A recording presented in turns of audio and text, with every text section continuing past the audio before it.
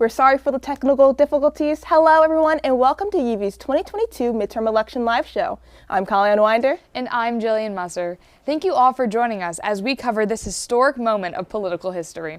Tonight, we'll have an incredible lineup of information regarding our Pennsylvania District 12 race, the race for the Senate and the race for governor. We'll also cover this election's significance in other states as we provide insight into the many issues that this vote holds on the line. Later in the show, we'll hand it over to Point Park's Globe newspaper, and we'll hear a bit from our students about this election's significance to them. Without further ado, let's kick off our midterm election show as we watch history happen.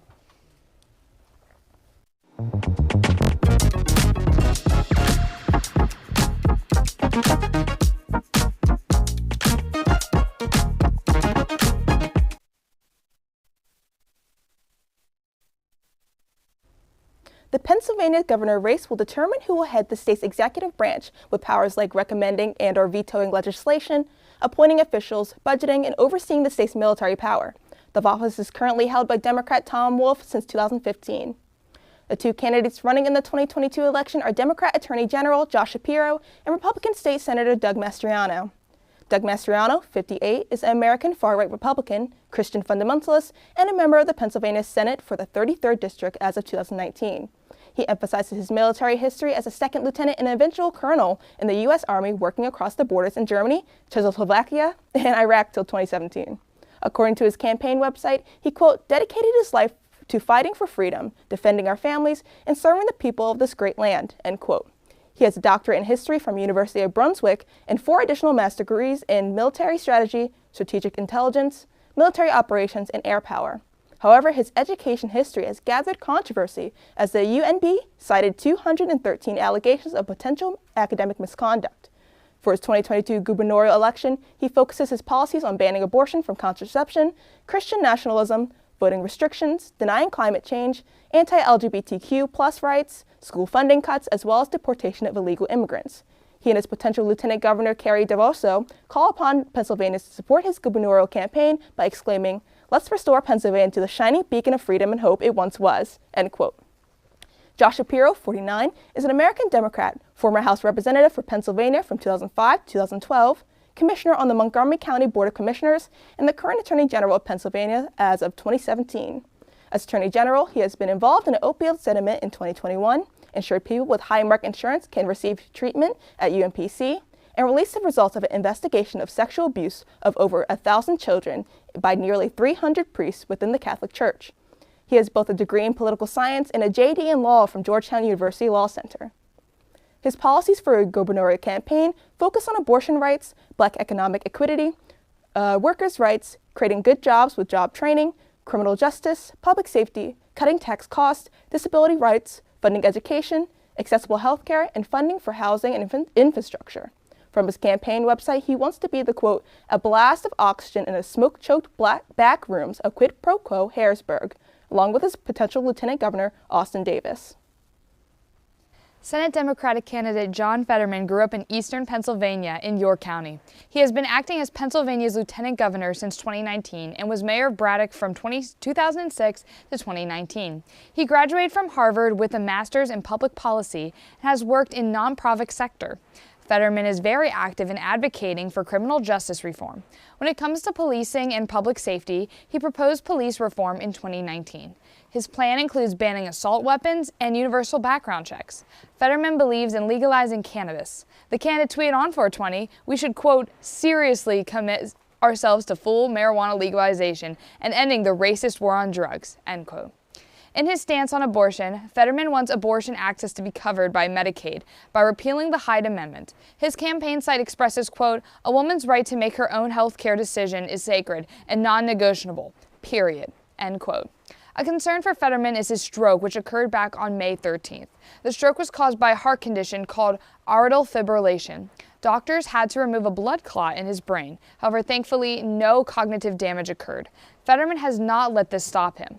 While it caused him to stumble a little bit in the debate, his doctor cleared him for working full-time in public office. His primary care physician at UPMC in Duquesne, Clifford Chen, wrote that Fetterman had clear lungs, no signs of weakened strengths, and a normal heart rate. His cardiologist and neurologist have been interacting with Chen and claim there is no cognitive impairment. Reading, listening, understanding, and writing are common in recoverers from strokes. Fetterman is currently dealing with auditory processing, which is how the brain interprets language. Now let's take things over to reporter Addison Deal to discuss the heated race between Fetterman and Oz in our senatorial race. The race for the Pennsylvania senatorial seat is one that has created a great public rivalry between the two candidates. John Fetterman and Mehmet Oz faced off in a debate on October 26 that showed the rivalry between the two candidates. Both candidates were asked questions concerning their policies once elected.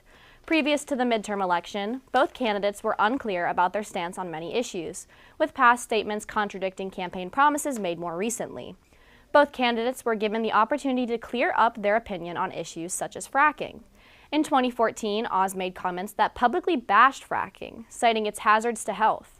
Fetterman has also gone record against fracking in previous statements, but both candidates have rescinded their past statements and support fracking on their current platforms. Along with discrepancies among platforms, Oz and Fetterman's tension on the stage was very noticeable. Fetterman repeatedly called Oz out for his dishonesty, saying, quote, "If he's on TV, he's lying," end quote. Oz returned the favor, noting Fetterman's reluctance to debate with Oz by saying, quote, "This is the only debate I could get you to come to talk with me on," end quote. While no direct insults were fired, the strain between the two candidates has been shown throughout their respective campaigns. Thanks, Addison. Through this midterm election is specifically for PA residents, the election at a national level holds great importance. This election puts the control of both chambers of Congress on the line and is seen as a real turning point for the second half of President Biden's administration. Dozens of governorships and secretaries of state and attorney general seats are up across the nation. With all 435 House seats and 35 of the 100 Senate seats up for grabs, this election could likely change the control of both chambers of Congress, ultimately affecting Biden's administration. Currently, Democrats control 220 out of 435 U.S. House seats, while Republicans control 212 seats with 3 vacancies. According to the CNN, there are 199 seats rated in favor of Democrats, with 216 seats rated in favor of the Republicans. 20 seats are currently rated as toss-ups.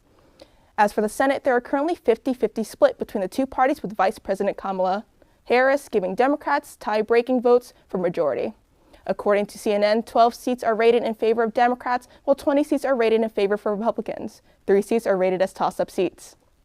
Pennsylvania is marked as a key race for the Senate. In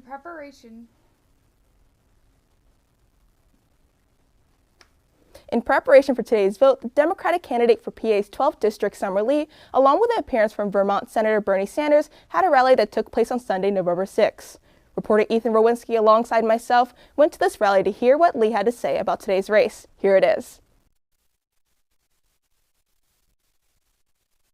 Pennsylvania Democratic State Representative Summer Lee recently held a rally on November 6 in Pittsburgh's Southside neighborhood with guest speaker Senator Bernie Sanders. I think that Summer has a unique way of galvanizing people, and today was no exception to that. I think that the added bonus was having Bernie Sanders here, that he is certainly a starter of change, and Summer is a finisher of change. The rally started off with guest speaker Maurice Mitchell talking about the cynicism of the far right within their ad campaigns. He expressed that the citizens of Pittsburgh needed someone who cared about the working class and their political future, that one being Summer Lee. Instead of doing something about public safety, they would rather make sure that we can't do anything about all of the guns that are proliferating our streets. Let's not be fooled about what we have in front of us in these next 2 days. Summer Lee got the crowd involved when explaining her policies. She went through her stances promoting renewable energy while emphasizing the need for accessible education for all, as she believes that stopping violence begins with learning, along with many other issues. Environmental justice and sustainability was talked about. That's something that's on the ballot in PA, and I think electing Summer Lee is definitely the best option for that to be taken care of. After saying her piece, she shared the spotlight with Senator Bernie Sanders, who touched on the importance of the election to American democracy. We're going to stand with working families. We're going to create a government and nation that work for all, not just a few. This is that moment. Summer is that candidate.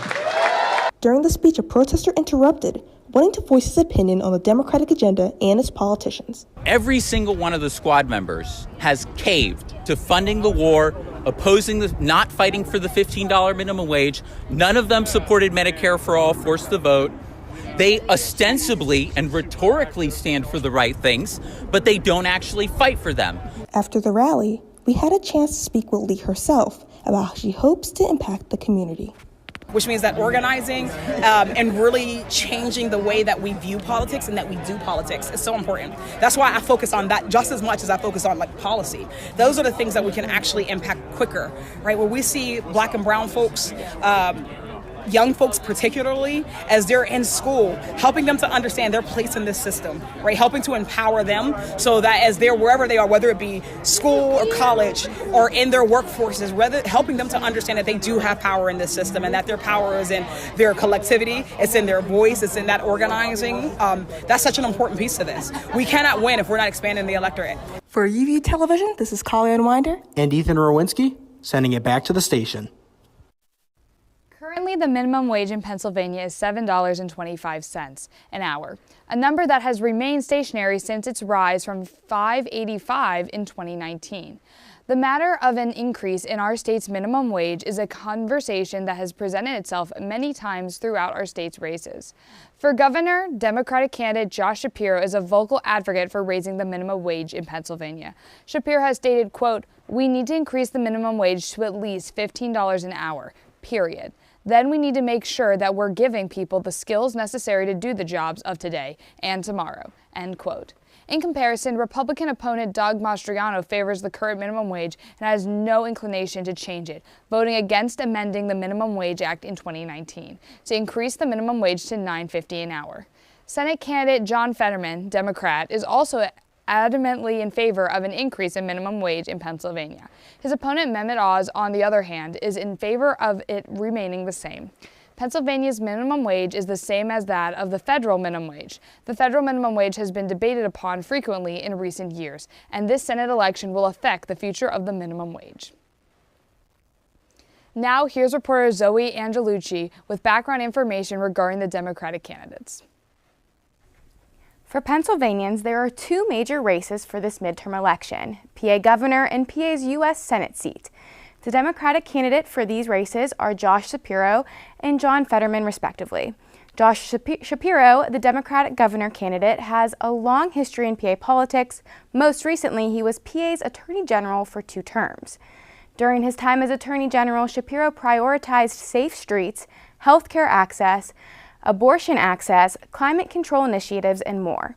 As he hopes to move into the role of PA governor, Shapiro plans to protect abortion rights, fight for Black economic equity, create good jobs and job training, reform the criminal justice system, and more. Both Democrat and Republican politicians alike have endorsed Shapiro. Roughly 17 Republican politicians, one even a former member of Trump's transition team, have supported Shapiro, saying Doug Mastriano, the Republican candidate, is too extreme. Shapiro has endorsed Austin Davis as his running mate for PA Lieutenant Governor, John Fetterman's most recent office. Fetterman, former PA Lieutenant Governor, is the Democratic U.S. Senate candidate for PA. Fetterman previously served as mayor of Braddock before his time as lieutenant governor. Fetterman supports abortion rights, criminal justice reform, environmental issues, Medicare for all, legalizing marijuana, and more. A plethora of organizations and politicians, including President Joe Biden, have endorsed Fetterman for the Senate seat. Probably his most popular endorsement came from television icon Oprah Winfrey, as she has worked closely with the Republican candidate Dr. Mehmet Oz. Keystone State has always been known for its natural gas industry, especially due to the state's location near Marcellus Shale. The Marcellus Shale is a sedimentary rock formation that spans over 3/5 of the state and contains a variety of conventional natural gas resources available through fracking. The future of natural gas and how it's regulated in PA is almost entirely determined by who will win today's election. The environmental impacts of fracking remain interminable, but research suggests that leaks of methane and natural gases often leaked into the atmosphere through the fracking process happen almost 60% more than the amount presented by estimates from the U.S. Environmental Protection Agency. This is leading activists to be concerned regarding of the safety continuing the practice. Inversely, fracking has been hailed by some, including labor unions, due to the reliable and continuous stream of job it provides.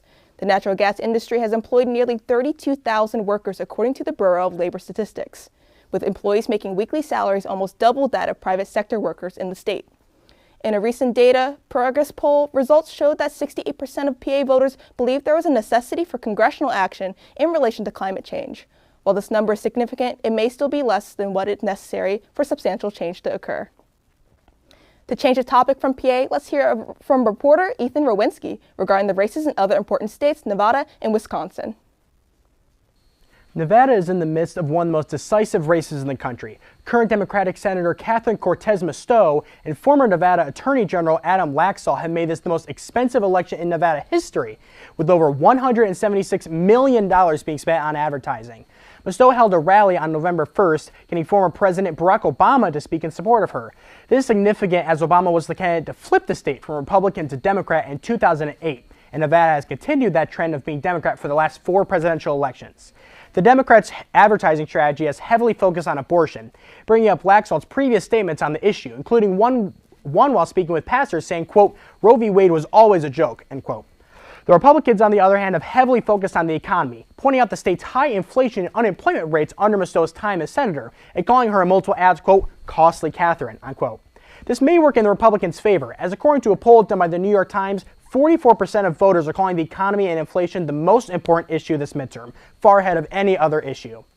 Most recent polls done by 538, though, still show that the race is incredibly tight, with Laxalt only leading Masto by a mere 0.6%, so it's still anyone's election to win. We'll be sure to look at divisive counties throughout the night like Washoe, which has nearly an equal amount of people registered to vote as Democrats as are registered to vote as Republicans.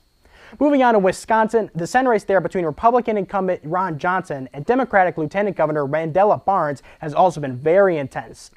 Barnes was leading the polls by 4 points back in August, but began to lose that lead in September after the GOP spent $1.6 million on TV advertisements, claiming that he wanted to defund the police and abolish ICE. Barnes was quick to fire back, having a retired police sergeant speak in one of his ads, saying of the lieutenant governor, quote, "He's the real deal. Mandela doesn't want to defund the police. He's very supportive of law enforcement," end quote. Ron Johnson has come under fire multiple times in the past few years, claiming that the January 6th riots were filled with fake Trump supporters, that mouthwash was a suitable combatant for COVID-19, and questioning the integrity of the 2020 election. That doesn't mean that Barnes hasn't come under scrutiny himself, though. An old tweet of his surfaced where he implies that the Pulse nightclub shooting in Orlando, Florida, committed by a man who pledged allegiance to ISIS, was spawned by a, quote, "conservative Christian ideology," end quote. He has also been called out of touch by Ron Johnson because, quote, "my opponent has little to no experience in the private sector," end quote. Recent poll accumulation from 538 shows almost the exact opposite of last August, with Johnson being nearly 4 points ahead of Mandela Barnes, and 538 correspondent Nate Silver has said that Barnes' chances of winning this election is only 24 out of 100. If the 2016 election showed us anything, though, anything can happen on election night. So while we're still waiting for an update in the polls, things are certainly beginning to heat up here. So after this, stay tuned for our break. We'll have reports on the future of reproductive rights here in Pennsylvania, information on voting in Philadelphia, as well as a word from our university's newspaper, The Globe. The UView 2022 Midterm Election Show will be back in a moment.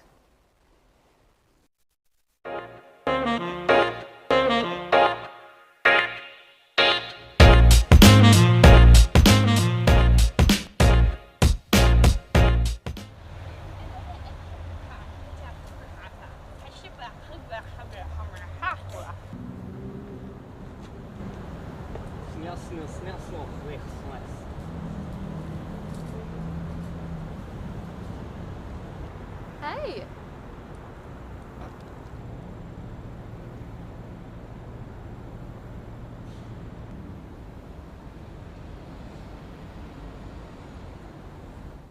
Good evening and welcome to Newsnight. My name is Craig Frakowski. Tonight, we'll cover all your international, national, and local news. Australia is one of the most biodiverse countries on the planet. Over 8,000 items are to be auctioned off at Pittsburgh International Airport on October 22nd. Last Thursday, the House committee investigating the January 6th attack chose to subpoena former President Donald Trump. All this and more coming up on Newsnight.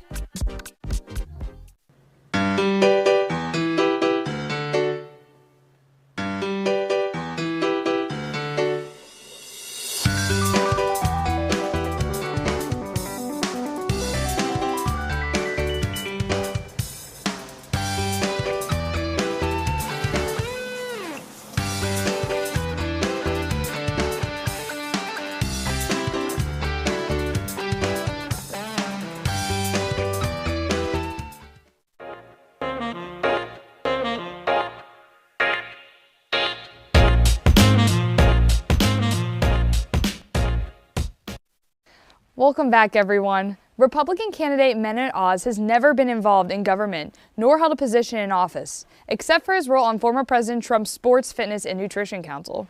He resigned in Montgomery County, although he lived in New Jersey for years. Oz has an undergraduate degree from Harvard and a graduate degree from the University of Pennsylvania. He is also a veteran of the Turkish Army. When it comes to the economy, Oz wants to create more jobs by increasing natural gas extraction. His campaign site points the finger at President Biden for economic troubles. To Oz, the legalization of marijuana would cause unemployment rates to rise. However, he does support medical. Oz is pro-life and is in full support of abortion. He believes that abortion laws should be up to states and that the federal government should stay out. For criminal penalties for abortion, Oz shows no support. On November 4th, Oprah Winfrey announced who she would support in the Senate race if she was voting in PA. It was a shock when she announced John Fetterman over Mehmet Oz, who rose to fame from her show in the early 2000s. Winfrey had Oz as a guest multiple times on The Oprah Winfrey Show. Harpo Productions, her company, allowed him to start The Dr. Oz Show in 2009. During a virtual event, she explained, quote, "At the beginning of the midterm campaigns, I said it was up to the citizens of Pennsylvania. But I will tell you this, if I lived in Pennsylvania, I would have already cast my vote for John Fetterman for many reasons," end quote. Pennsylvania House of Representative race will be between Democratic incumbent State Representative Summer Lee and Republican Congressman Mike Doyle for Pennsylvania's 12th District. There's been an air of confusion around this race as Republican Mike Doyle has had the same name as Democrat State Representative incumbent Mike Doyle of the 18th District. This has caused uninformed voters to mistake him as currently elected Mike Doyle. The switch being advanced by Republican Mike Doyle does not specify his titles on his campaign signs. Congressman Mike Doyle is an American Republican, a Plume Borough councilman, and served as the vice president for Excalibur Insurance Management Services. According to his campaign website, he is running for office to combat the Democrats in Washington, D.C., saying, quote, "In order to restore sanity in Washington, we can't send extremists to represent us in D.C. I'll bring common sense solutions to the halls of Congress and help get our region back to work," end quote. Doyle is running on stances like ending out-of-control spending, producing American natural gas and oil, putting parents in charge of their kids' education, promoting job opportunities, securing the border between Mexico and the U.S., supporting the police and first responders, and restoring American leadership by supporting the military. In a final statement, his campaign says, quote, "Mike is running for Congress to disrupt the political class in Washington," end quote. Summer Lee is a Democratic American community organizer and state representative for the 34th District. Her goal, according to her campaign website, would be to, quote, "bring real change to her community," end quote. Her stances to do that include voting rights, especially towards Black and brown folks, disability justice, environmental justice through Green New Deal and renewable energy, combating gun violence through social service, fixing our immigration system to exclude xenophobic remarks, justice reform to stop the school-to-prison pipeline, Medicare for all, reproductive health and education reform. She now hopes to, quote, "deliver real power for our communities and real progress towards economic, racial, and environmental justice," end quote. Let's hand things back to reporter Addison Deal, this time to discuss what this election means for the future of reproductive rights in Pennsylvania. The 2022 midterm election is an important battle in the fight for abortion rights across the country. With the recent overturning of Roe v. Wade, people across Pennsylvania are looking to the running candidates as to where the right to abortion stands. In the race for governor, Josh Shapiro has been open about his support for a woman's right to choose. Shapiro pledges in his campaign to, quote, "defend access to reproductive care and continue to defend a woman's right to choose in Pennsylvania," end quote. His opponent, Doug Mastriano, has been fervent in his pledge to outright ban abortion, claiming in an interview with WTIF, quote, "Is that a human being? Is it a boy or a girl? If it is, it deserves equal protection under law," end quote. Mastriano also stands firm on charging women who receive abortions with murder and making no exceptions for cases of rape or incest. In the senatorial race, Mehmet Oz similarly discourages abortion and plans to ban it in Pennsylvania, but does not support criminal charges for abortion. John Fetterman, who is running against Oz, plans to support abortion rights as well as funding Planned Parenthood. Fetterman claims, quote, "a woman's right to make her own healthcare decisions is sacred and non-negotiable, period," end quote. Finally, the race for congressional representative of the 12th District features Summer Lee and Mike Doyle as opposing candidates. Summer Lee supports abortion rights as well as acts such as the Health Protection Act and the EACH Act, both of which make reproductive health care more accessible to lower-income communities. Doyle, on the other hand, has plans to ban abortion federally, with exceptions for cases of rape and incest. Informed voting on issues such as abortion is of the utmost importance in this midterm election, so make sure to vote. Yesterday, an election official in Philadelphia said that 3,400 mail-in ballots were at risk of being rejected because of incorrect information, missing dates, or missing security envelopes. According to CNN, Philadelphia City Commissioners Chairwoman Lisa Deely initially spoke up about the ballots on Saturday after the state Supreme Court barred local election officials from counting ballots with missing or incorrect dates on the return envelope earlier last week. Deely told CNN this morning that the PA Supreme Court decision coming down so close to the election day does, quote, more to reinforce people's mistrust in the process, and it's a real tragedy for Pennsylvania voters, end quote. Deely released the affected voters' names and urged them to take immediate steps to get replacement ballots. Officials say the number of at-risk ballots will grow as more are returned. A similar situation is happening right in Allegheny County. On Sunday, Allegheny County also published 2 lists of voters, totaling more than 1,000 who returned mail-in and absentee ballots with no date or with an incorrect date. The complications with mail-in ballots has caused many Democrats, including John Fetterman, to file lawsuits to have misdated ballots counted in the election. Currently, more than 1,800 of the ballots flagged by Philadelphia authorities lack the required dates. The Philadelphia City Hall office will be open through today to help voters fix the problem. Voters in Allegheny County can also fix their ballots at the county office building through the end of the day.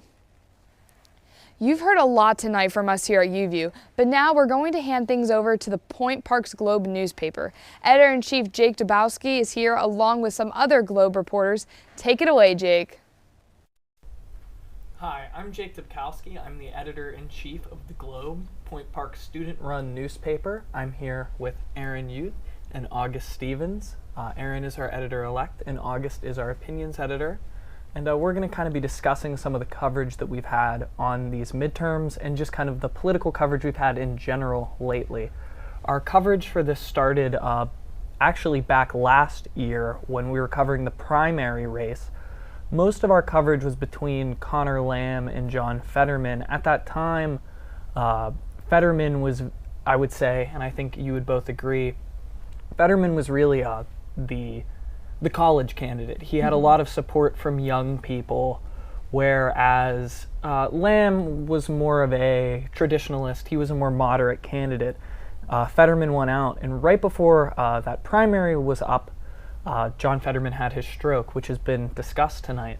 And I would say, undoubtedly, Fetterman's stroke has definitely hurt him in this election, I would say, in terms of, how people are looking at him. We had a piece on Fetterman and Oz had a debate last week?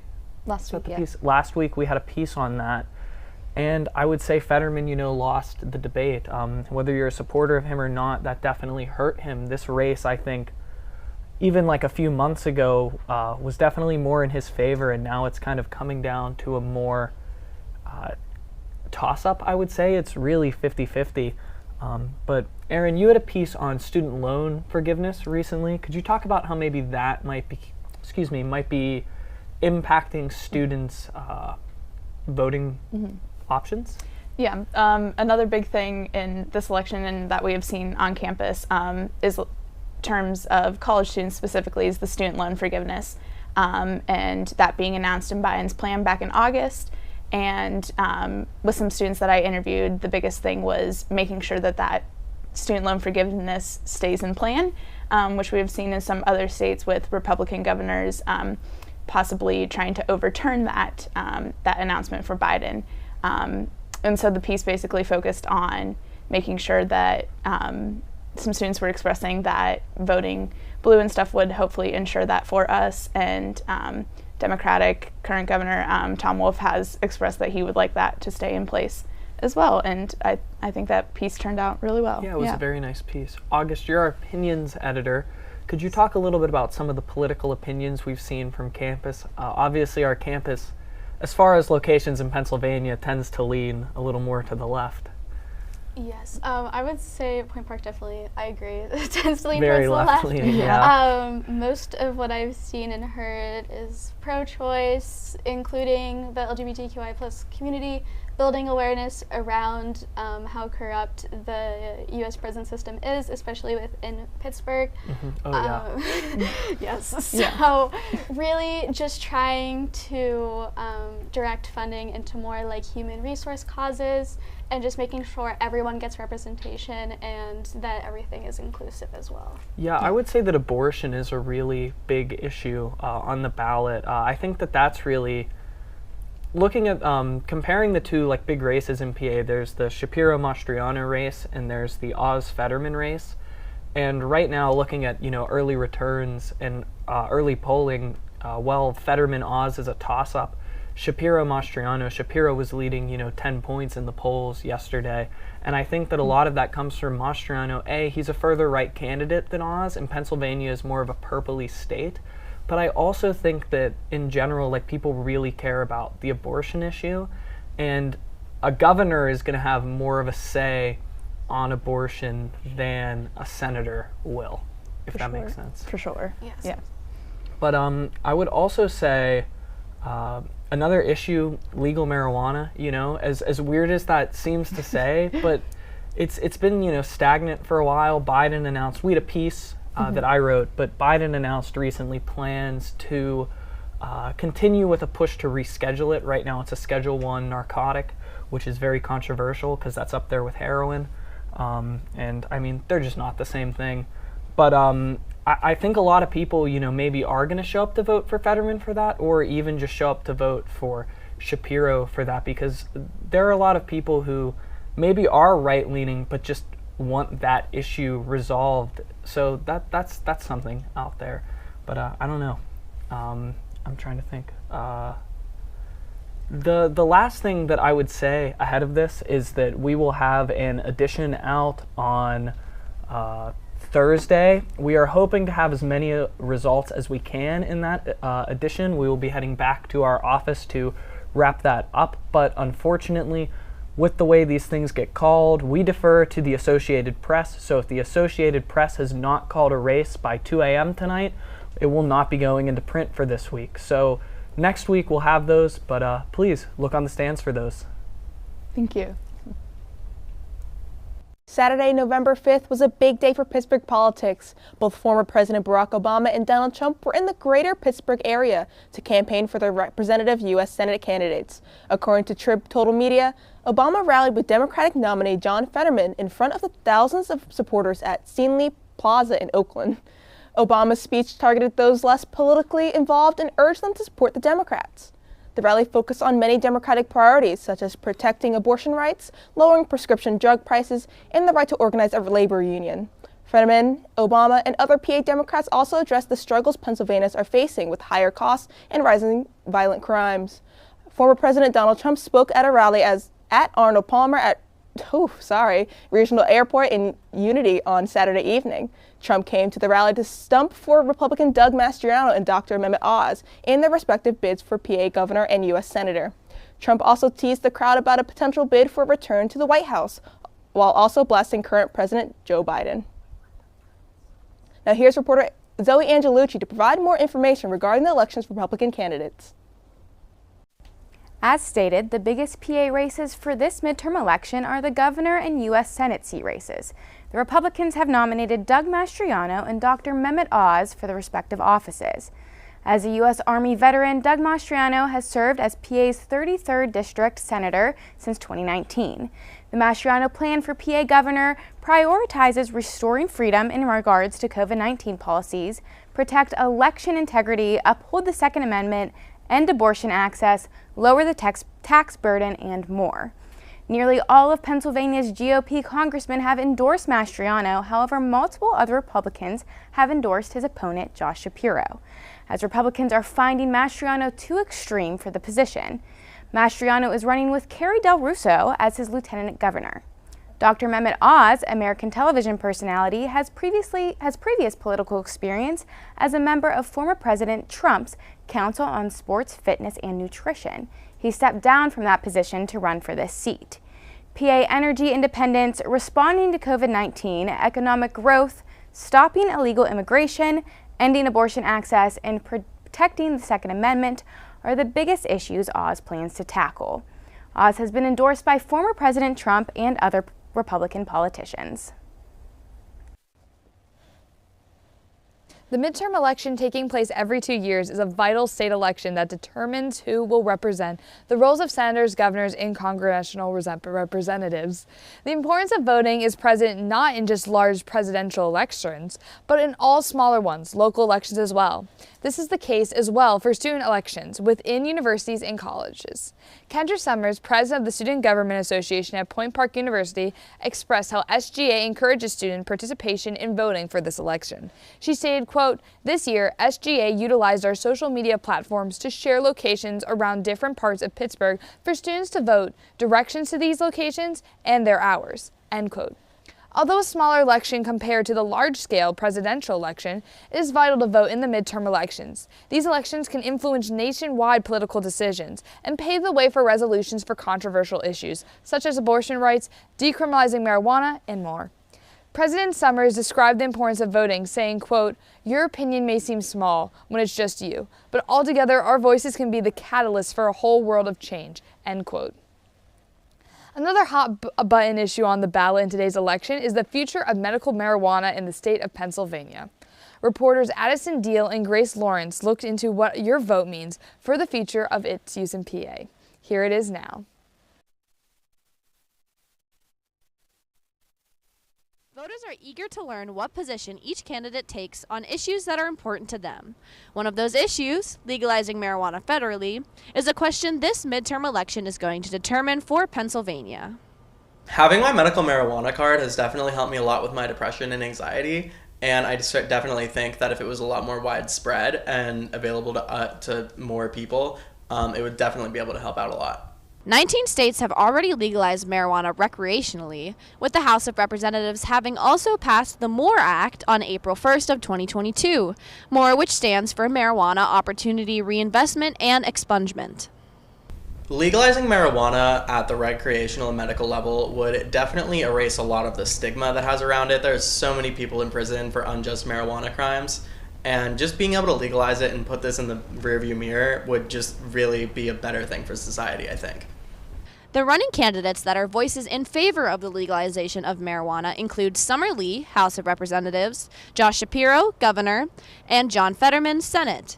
The candidates that are not in favor of the legalization of marijuana are Mehmet Oz, Senate, Doug Mastriano, Governor, and Mike Doyle, House of Representatives. The legalization of marijuana is just one of the issues this election will determine. Every individual vote is considered to make these decisions, so make sure you remember to vote. This is Addison Dio reporting for YouView. Back to you guys in the studio.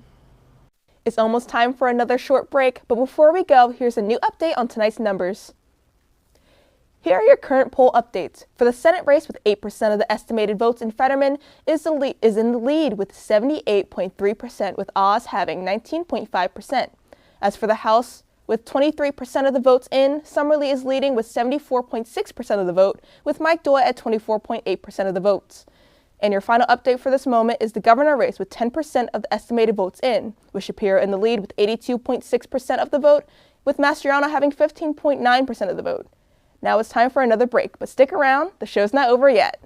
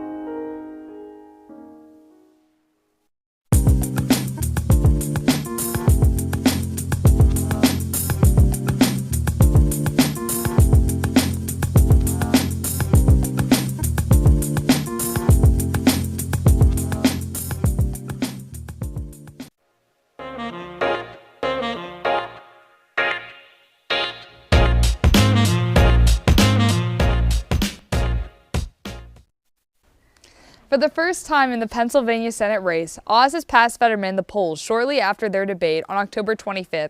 A recent poll released on November 3rd shows Republican candidate Mehmet Oz leading with 48%, followed by Democratic opponent John Fetterman with 46%. It should be noted that these results are within the survey's 3-point margin of error.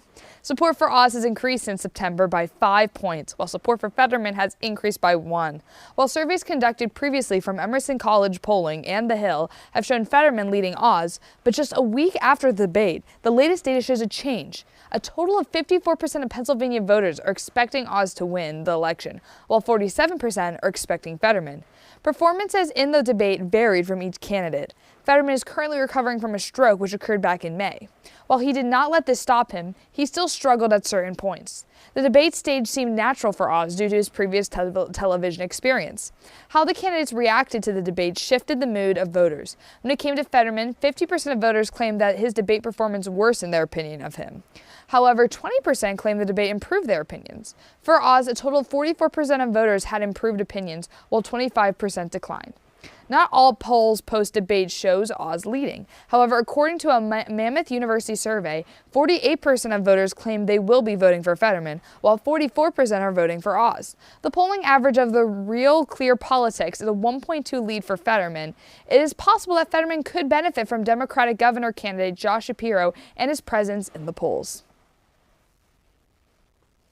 Voting by mail was the controversial topic during the 2020 elections. The rise in COVID-19 caused people not wanting to risk contracting the virus staying in their homes, giving them only 2 options, not voting or requesting a mail-in ballot. And because of that, states and organizations heavily advertised the idea of mail-in voting to protect the safety of their citizens. Despite protests from others claiming that voting by mail is fraudulent voting is a theory fueled by former President Trump claiming the election was rigged by mail-in voting. In a graph by CNN, it represents Pennsylvania with unknown amounts of mail-in voting in 2018, 2,300,000 votes in 2020, and 1 million votes estimated in 2022 for midterm elections. Other states have seen the same increase for mail-in voting from 2018 to 2022 because of the 2020 election. In Michigan, they went from nearly 9,000 mail-in ballots to 1,300,000 in the 2022 midterm. They attribute the increase of pre-election voters to young Democrats, many being from diverse backgrounds. An article by Gallup News also expresses this sentiment with a graph showing the percentage of early voting and in-person voting based off region, age, and gender. It shows that citizens over the age of 65, women, and people living on the West Coast are more susceptible to early voting through mail-in than in person on Election Day. In Journal, they claim, quote, 41% of registered voters plan to vote early, up from 34% in 2018 midterms, end quote. In these upcoming clips, let's hear from Point Park students and faculty regarding their thoughts on the impact and importance of this midterm. Take it away.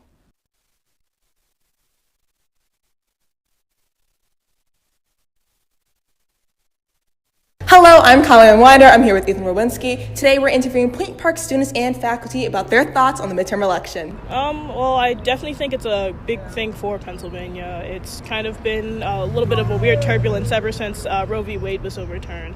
So kind of having to keep that in mind, especially since it's pretty much kind of on me and like every other teenager to vote and make sure that their vote counts. So yeah, if you can get out there, I would say just to vote. Scared, really scared, because I'm just scared. I really hope it goes well. I just want to choose somebody who believes in equality more and who wants to fight for equality more than the economy, because we've been fighting for the economy for years, and I get it, like the economy could go down and that's why people, I know people who vote for Oz and Mastriano because they care more about the economy than equality, but personally for me, I care about equality more than the economy, so that's why I'm voting for Fetterman and Shapiro. Personally for me, with governor, I felt Doug Mastriano is too extreme for our state. And as for Josh Shapiro, I sort of wish the Democrats would have had someone else run, because he is sort of going to be a Wolfmark too, but I am pretty positive that he's going to get elected for governor. My only thoughts are, I see all the ads. Whenever I watch YouTube, I always see these ads of these governors, and they make them all look bad. So I think they're all bad. I know I'm personally shooting for Fetterman and Shapiro. Hopeful on that. I know the points are kind of up and down here and there, but yeah, trying to stay positive about it all, just because this election especially is just crazy. Who's that? Yeah, I mean, it's interesting because, like, especially, like, it's weird being able to vote now. So, like, that's, like, an interesting thing. So I have to, like, pay attention more to those kind of, like, all of what's happening, like the debate with, like, Oz and Fetterman. And I'm from Pittsburgh, so I'll be, like, voting here. But, yeah, it's definitely weird, like, a weird experience getting to actually participate in it and, like, have a say in it. So I have to pay attention. So, I don't know. It's interesting. The odd thing is, so I lived in PA for a while, and then I moved to South Carolina, and I'm voting there. I have a mail-in ballot coming. But the strange thing is coming back up here, how did Oz get here? He's just such a... Okay, you can... Hold on. I have a... Oz? No, I'm kidding. It's so important. It is so important that all of the Point Park community expresses their opinions and gets out there and votes. Learn, be as knowledgeable as you can about everything that's going on in this process, and then get out and be involved. For UView Television, this is Kali Unwinder. And Ethan Rowinski, sending it back to the station. Most people know of the modern presidential races, from Barack Obama and Mitt Romney in 2012 to Donald Trump and Joe Biden in 2020. May people eligible to vote did vote for their favorite politician in these elections. However, even with an astounding turnout compared to past years, many neglect their state's midterm elections. In general elections, registered voters vote for the federal, state, and local officials in their region like governors, U.S. senators, U.S. House representatives, district judges, and more. According to Fair Vote, quote, about 60% of the voting population are eligible to vote during presidential election years, and about 40% of votes are during midterm elections, end quote. Currently, there are 220 Democrats and 212 Republicans in the House, and 50 Republicans, 48 Democrats, and 2 independents in the Senate, meaning today's midterm votes are important to certify which party controls the part of Congress, and in turn control parts of our lives. While the presidential elections are crucial when choosing the spokesperson of our country, midterm elections are just as important as they represent the people of our states. Let's hand things back over to our reporter, Ethan Rowinski, to touch on the elections happening in Michigan and New York. Ethan? Michigan's governor's race between Democratic incumbent Gretchen Whitmer and Republican Tudor Dixon has been a fierce one. It actually has many similarities to the 2016 presidential election, an experienced politician versus a business outsider. Whitmer began her political career in 2000 after being elected to the House of Representatives, and then slowly made her way up the political ladder until she got elected as Michigan's governor in 2018. Dixon, on the other hand, went from working as an executive at her father's steel company to becoming a political commentator on the conservative streaming service Real America's Voice, before announcing her bid for governor in May of 2021. Abortion has been a hot topic for both candidates, as the right to abortion is on the ballot this year for Michigan. Dixon has said she is, quote, pro-life with exception for the life of the mother, end quote, not in cases of rape and incest. While Whitmer's campaign has said she is, quote, fighting like hell for reproductive rights, end quote. The use of that slightly colorful language is reminiscent of her 2018 campaign, where she became known for her tagline that she would, quote, fix the damn roads, end quote. Dixon repeatedly came after Whitmer in their October 13th debate for a response to the COVID-19 pandemic, bringing up her actions of putting COVID patients in nursing homes and that Michigan paid around $8.5 billion in fraudulent unemployment assistance claims. Whitmer, in response, talked about how they could only work with the data they had at the time and reminded viewers of the 2 men who were found guilty of plotting to kidnap the governor and conspiring to obtain weapons of mass destruction. 538 puts Whitmer nearly 5% ahead of Dixon currently. However, a poll done by Seigel says that Whitmer's lead has gone from 6.1% to 4.1% after some successful fundraising done by the GOP. So it'll definitely be interesting to see who wins this race. Full disclosure, I am from the state of Michigan, so I've gotten to talk to all sorts of people about their opinions on the matter. The general census seems to be that voters are deciding between the governor of the pandemic or an outsider far-right commentator. Another election we're watching closely, and one of the surprisingly close races for governor, is in the state of New York, where Democratic incumbent Kathy Hochul is facing against Republican Lee Zendel. Their once very safe blue state now has some competition, with 538 only putting Zendel around 7.5 points behind Hochul. She began her political career serving as New York's 26th district representative from 2011 to 2013, then as lieutenant governor from 2014 till May 2021, when then-Governor Andrew Cuomo resigned due to several sexual assault allegations. She assumed the position of governor in August that same year. Zeldin, on the other hand, is the current representative of New York's 1st District, the east side of Long Island, and has been serving in that position since January 2015. His best chances of winning are by running on the issue of crime. According to a Quinnipiac University poll, New Yorkers find crime to be the most urgent issue this election, and Zeldin has been sure to use this to his advantage. Throughout his campaign, he's brought up points like the 80% increase in gun violence in the past 2 years, and the bail reform law passed in 2020, which helped eliminate cash bail for most people arrested on nonviolent felony charges and misdemeanors. Hochul has fired back, bringing up how she fought for and won changes to the bail law, allowing judges to require bail if they believe the suspect is capable of causing serious harm. She also has focused in her ads on many of the gun control measures she's helped pass. Some of the other issues candidates are focusing on include the increased cost of living in cities like New York, where 40% of the state's population lives, and climate change, as Zeldin wants to expand the state's natural gas industry, while Hochul is pushing for a congestion pricing plan to reduce the emissions in the state. Personally, I believe Hochul has a strong chance of winning, but won't be by as much as Democrats in the state are used to. We're definitely seeing some shifts throughout the political landscape, as this is similar to the situation in Texas, where many Democrats are getting closer and closer to reaching high positions in the normally guaranteed red state. It will definitely be interesting to see where states like these end up in the next 10 or 20 years. Before we go, here's a final update as to where the candidates are standing now.